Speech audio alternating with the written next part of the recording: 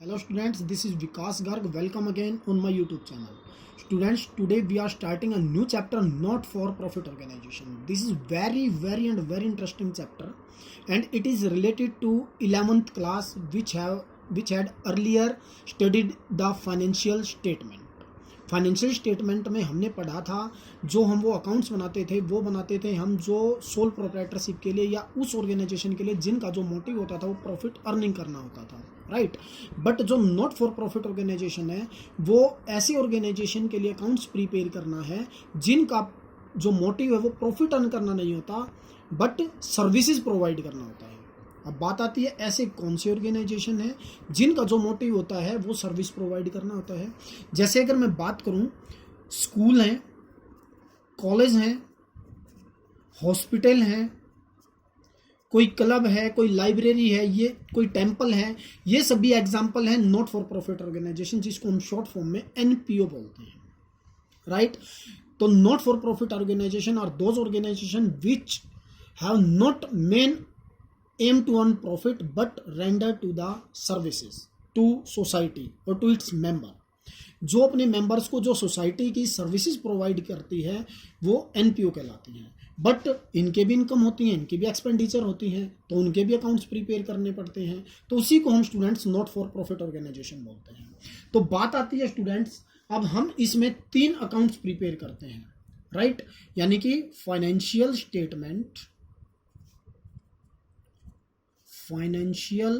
Statement of not for profit organisation. हम इसमें कौन कौन से अकाउंट प्रिपेयर करते हैं? हम इसमें देखिए 3 अकाउंट्स प्रिपेयर करेंगे, receipts and payment account, second income and expenditure account, और एक करेंगे जी balance sheet.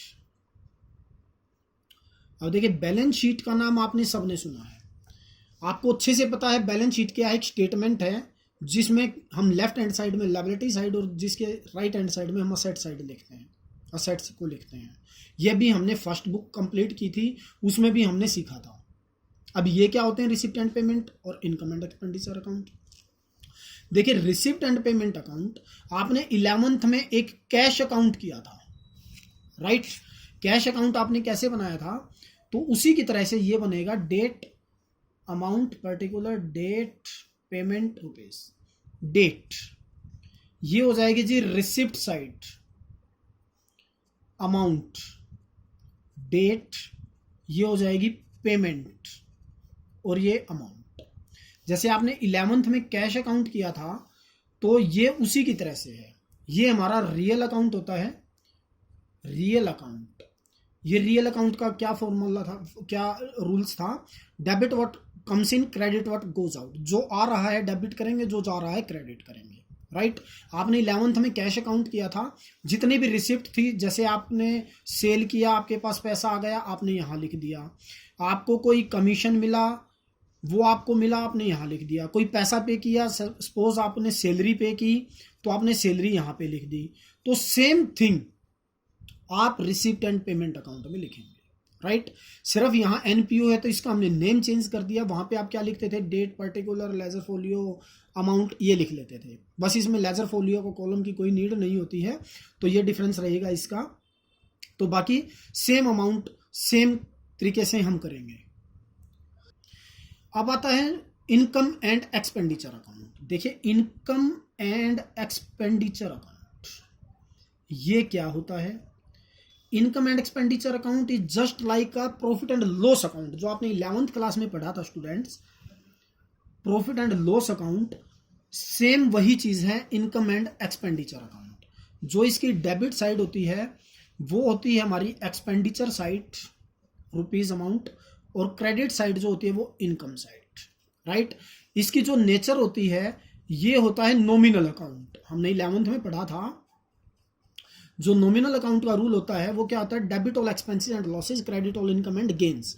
As per nominal account all expenses and losses will debit in account in the debit side and all income and gains will come in the credit side, that is the income side.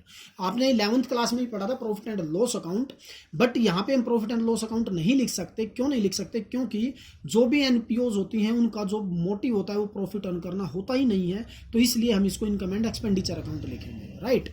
तो इसमें हम क्या करते हैं students, इसमें हम जो भी, देखो आपने 11th क्लास में पढ़ा था कुछ एक्सपेंडिचर आपकी 3 तरह के एक्सपेंडिचर होते हैं।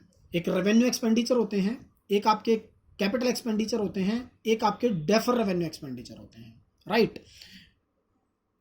तो देखिए आप 3 टाइप्स के एक्सपेंडिचर पढ़ते हैं, रेवेन्यू एक्सपेंडिचर पढ़ते हैं,